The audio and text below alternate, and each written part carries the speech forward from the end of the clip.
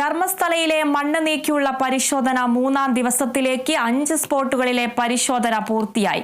റോഡിനും വനമേഖലയോടും ചേർന്ന് കിടക്കുന്ന ഭാഗങ്ങളിലാണ് ഇന്നത്തെ പരിശോധനാ വിവരങ്ങളുമായി ജോസഫ് അഗസ്റ്റിൻ ചെയ്യുന്നുണ്ട്. ജോസഫ്, പരിശോധന ഇപ്പോൾ എങ്ങനെയാണ് പുരോഗമിക്കുന്നത്? ഇന്ന് ഏതൊക്കെ ഭാഗങ്ങളിലാണ് പരിശോധന നടത്തുന്നത്? കൂടുതൽ വിവരങ്ങൾ. അതീവ രഹസ്യ സ്വഭാവത്തിലാണ് മണ്ണ് നീക്കിയുള്ള പരിശോധന SIT സംഘം നടത്തുന്നത്. ഇന്നലെയും മിനിങ്ങാന്നുമായി ഏകദേശം 5 സ്പോട്ടുകളിലെ പരിശോധന പൂർത്തിയായിട്ടുണ്ട്. ആദ്യ സ്പോട്ട് ധർമ്മസ്ഥലയിലെ സ്നാനഘട്ടയ്ക്ക് സമീപമുള്ള തൊട്ടടുത്ത് തന്നെയായിരുന്നു. പിന്നീടുള്ള പ്രദേശങ്ങൾ ഈ പുഴയോട് ചേർന്ന പ്രദേശങ്ങളിലാണ് ബാക്കി 4 സ്പോട്ടുകളിലും പരിശോധന നടത്തിയത്. ഒന്നും തന്നെ കണ്ടെത്താൻ സാധിച്ചിട്ടില്ല എന്നാണ് അന്വേഷണ സംഘം ഇന്നലെ DGP തന്നെ വ്യക്തമാക്കിയിട്ടുള്ളത്.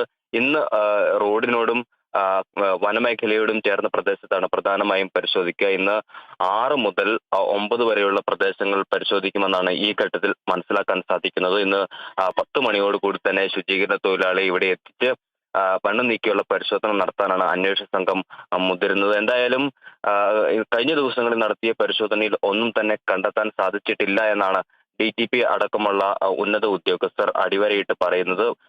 മാത്രവുമല്ല, വരും ദിവസങ്ങളിലെ പരിശോധനയിൽ മൃതദേഹാവശിഷ്ടങ്ങൾ കണ്ടെത്താനുള്ള സാധ്യത കൂടുതലാണ് എന്നും ശുചീകരണ തൊഴിലാളിയുടെ വാക്കിൽ നിന്നും മനസ്സിലാക്കാൻ സാധിക്കുന്നുണ്ട്. എന്തായാലും ശക്തമായ പരിശോധനയുമായിട്ടാണ് പ്രത്യേക അന്വേഷണ സംഘം മുന്നോട്ട് പോകുന്നത്. ശുചീകരണ തൊഴിലാളിക്ക് തൃപ്തിയാകുന്നത് വരെ ഒരു സ്ഥലത്ത് മണ്ണ് നീക്കി പരിശോധന നടത്താനാണ് ഇപ്പോൾ നൽകിയിരിക്കുന്ന ഉദ്യോഗസ്ഥർക്ക് നൽകിയിരിക്കുന്ന നിർദ്ദേശം.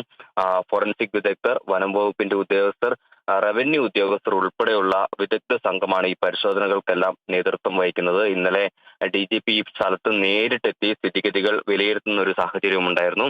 എന്തായാലും നിർണായക നീക്കങ്ങളുമായി അന്വേഷണ സംഘം മുന്നോട്ട് പോവുകയാണ്. ഇതിൽ ഏറ്റവും പ്രധാനപ്പെട്ടത് മണ്ണ് നീക്കിയുള്ള പരിശോധനയുമായി ബന്ധപ്പെട്ട വിവരങ്ങൾ അതീവ രഹസ്യമായി തന്നെയാണ് SIT സംഘം കാത്തു പാലിക്കുന്നത്. ഇതുമായി ബന്ധപ്പെട്ട ഒരു വിവരങ്ങളും മാധ്യമങ്ങൾക്കോ പൊതുജനങ്ങൾക്കോ മറ്റും നൽകുന്നില്ല എന്നുള്ളതാണ് ഏറ്റവും പ്രധാനപ്പെട്ടത്. ആദ്യ ദിവസം മണ്ണ് കുഴിച്ച ഭാഗത്തു നിന്ന് ആധാർ കാർഡും പാൻ കാർഡും ഒരു സ്ത്രീയുടെ ബ്ലൗസും കണ്ടെത്തിയിരുന്നു.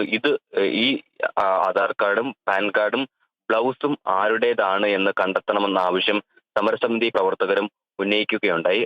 ഇതുമായി ബന്ധപ്പെട്ടും സൂക്ഷ്മ പരിശോധനയും അന്വേഷണവും നടന്നു വരികയാണ്. അതേസമയം ഈ ധർമ്മസ്ഥലയിൽ കാണാതായ രജിസ്റ്റർ ചെയ്തിട്ടുള്ള കൊലപാതക കേസുകൾ, അസ്വാഭാവിക മരണങ്ങൾ, ആത്മഹത്യകൾ എന്നിവയെ സംബന്ധിച്ച് കാര്യമായ അന്വേഷണം നടക്കുന്നുണ്ട്. SITയുടെ മറ്റൊരു വിഭാഗമാണ് ഈ തിരോധാന കേസുകൾ, അസ്വാഭാവിക മരണങ്ങളും സംബന്ധിച്ച കേസുകൾ അന്വേഷിച്ചു കൊണ്ടിരിക്കുന്നത്.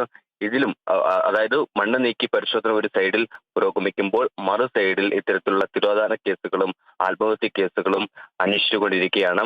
ഈ സംഭവവുമായി ബന്ധപ്പെട്ട്, അതായത് ധർമ്മസ്ഥലയിലെ തിരോധാനവുമായി ബന്ധപ്പെട്ട് മംഗളൂരു റൂറൽ പരിധിയിൽ നിരവധി പരാതികൾ ഇതിനോടകം തന്നെ ലഭിച്ചിട്ടുണ്ട് എന്നാണ് അനൌദ്യോഗികമായി ലഭിക്കുന്ന വിവരം. ഈ പരാതികളിൽ മേലും FIR രജിസ്റ്റർ ചെയ്ത് പ്രത്യേക അന്വേഷണ സംഘം ഈ കേസ് അന്വേഷണത്തിന്റെ ഭാഗമാക്കുമെന്ന് മനസ്സിലാക്കാൻ സാധിക്കുന്നുണ്ട്. എന്തായാലും പോലീസിനെ അടക്കം, അതായത് കഴിഞ്ഞ ദിവസങ്ങളിൽ നിന്ന് വിഭിന്നമായി ധർമ്മസ്ഥലയിൽ കൂടുതൽ പോലീസിനെ ഇന്നലെയും ഇന്നുമായി ഇന്നലെ വിന്യസിച്ചിരുന്നു. ഇന്ന് കൂടുതൽ പോലീസിനെ വിന്യസിക്കുമെന്നാണ് നമുക്ക് ലഭിക്കുന്ന വിവരങ്ങൾ. നിർണായകമായ നടപടികളിലേക്ക് SIT സംഘം നീങ്ങുകയാണ്.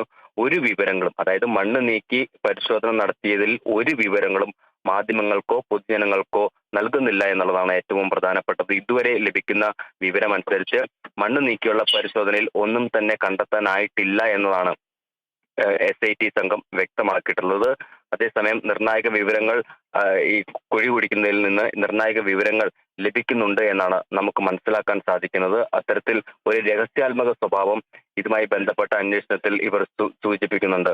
ആതിര.